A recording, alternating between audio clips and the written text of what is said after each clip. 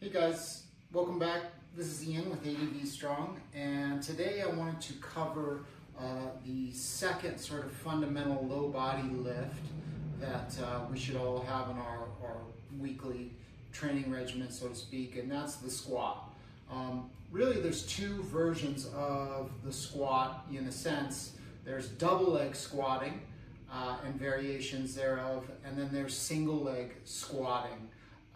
Which examples of that would be like split and lunge positions, stepping up, and movements where we're emphasizing one leg independently of the other in the training.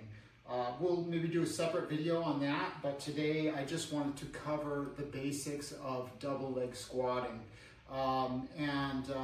We can start as simply as someone who is very not capable in the squat, which is common, all the way to progressing to robust strength and in the squat and being able to express a large range of motion in the squat.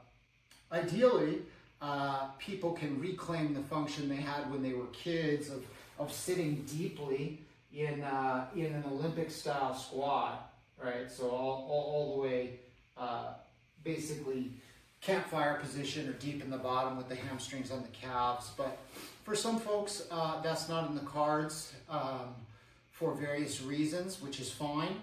But we would like to be able to train freestanding squatting, which conveys some unique benefits relative to machines and so on and so forth, at least intermittently if possible. And in terms of the depth, even if that kind of full range deep Olympic squat is never reclaimed, at least being able to squat to parallel freestanding would be ideal, or we would like to kind of shoot for that.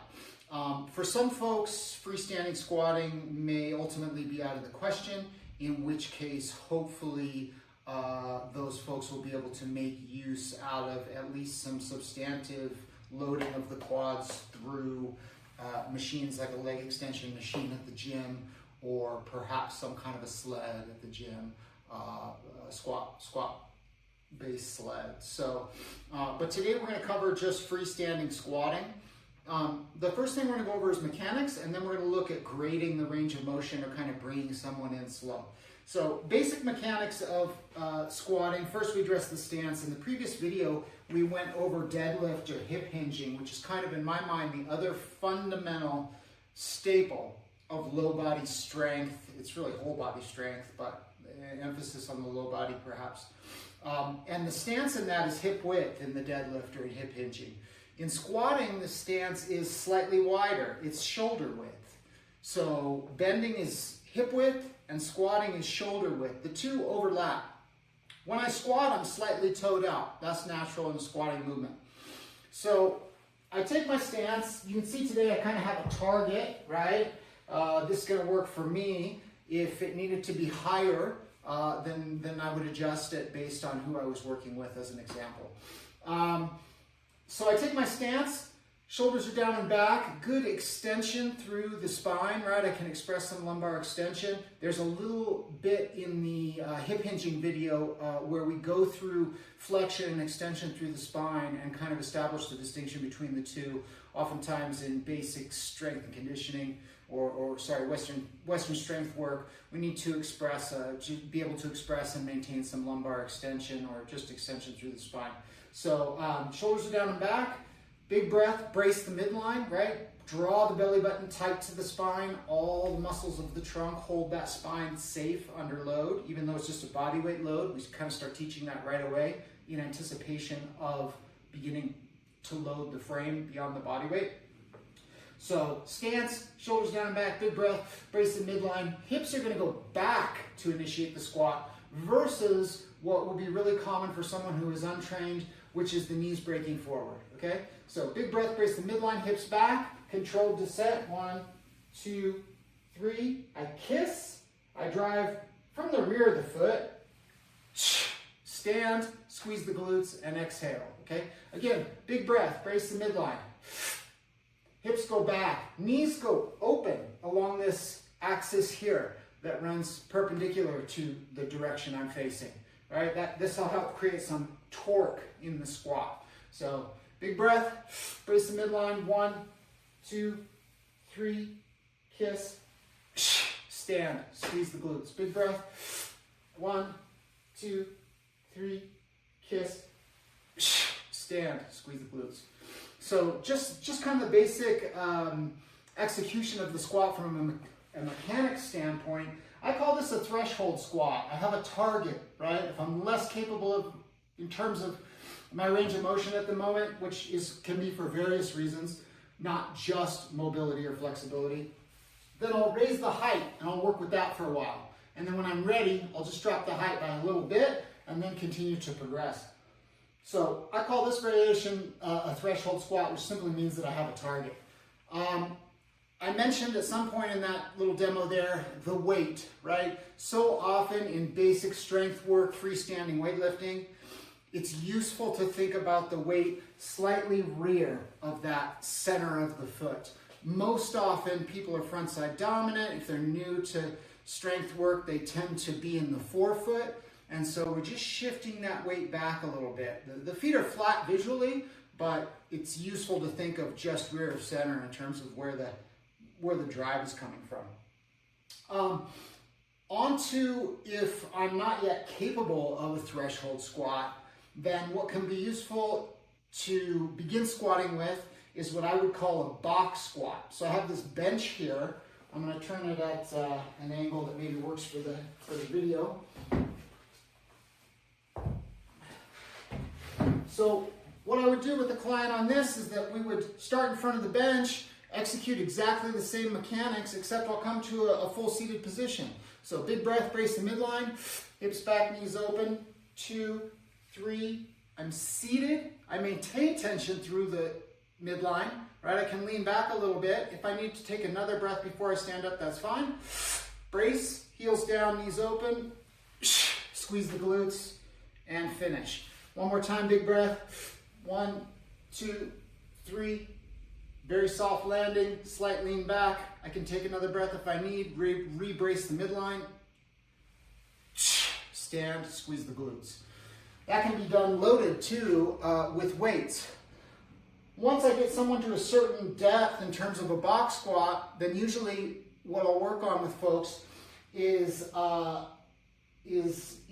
getting them started on a threshold squat to a height that is slightly higher than the box version that was previously in their working sets. So that would be a progression from moving to box squat and then on to a threshold squat or freestanding squat. But box squat is valid in and of itself, ability aside, range of motion restrictions aside.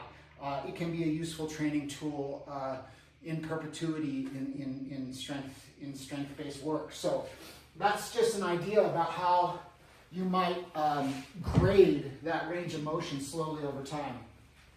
A couple basic ways in terms of loading the squat. You know, dumbbells are the most readily available tools for a lot of folks, and so primarily I'm going to focus on those. Let me grab another dumbbell here. So the 3 primary ways, first way I'd probably show someone is a goblet squat. So you can start light and progress heavier over time, okay? 3 to 4 sets of 8 to 12 reps, right? 12 reps is more repetition, lighter weight.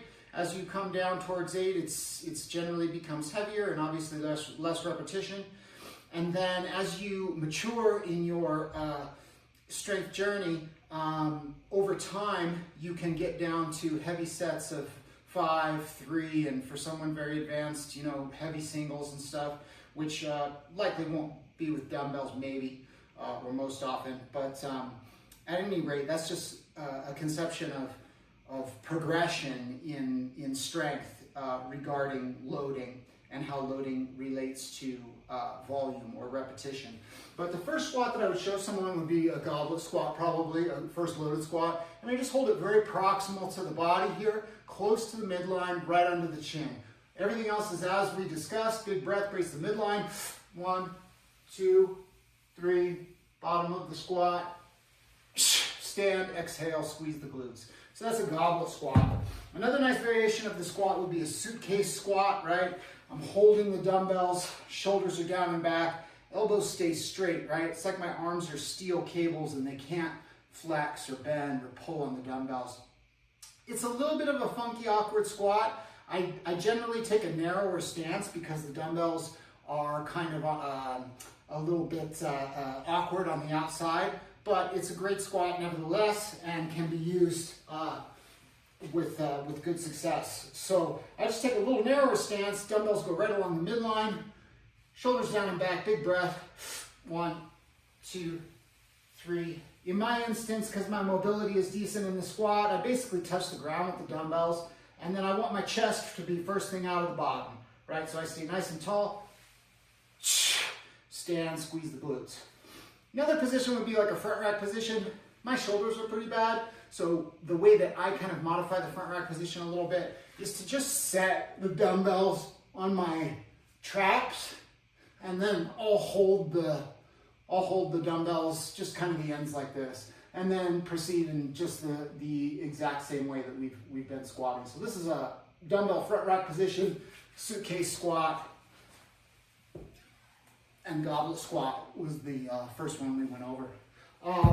If you're fortunate enough to have access to something like a belt squat, that can be really helpful. The belt goes around your hips, and you can get into some really as heavy loading as you want as you mature and as you get stronger. So that can be a really useful tool. And then, as I mentioned before, even different kinds of sleds, or the name is escaping me, but you've all seen it at the gym where you kind of lay with your back at an angle off the floor, and you release it's kind of a sled as well that comes down towards you, and you can load the plates on the outside. That one, there's a little bit that is not my favorite about that option as your regular training tool, but it can be great, and it's a great way to load heavy when you're ready. So at any rate, some version of knee flexion, double leg knee flexion, in your training regimen, maybe every 7 to, once a week, I would say ideally. If you need more distance between exposures for whatever reason, maybe once every 10 days, something like that.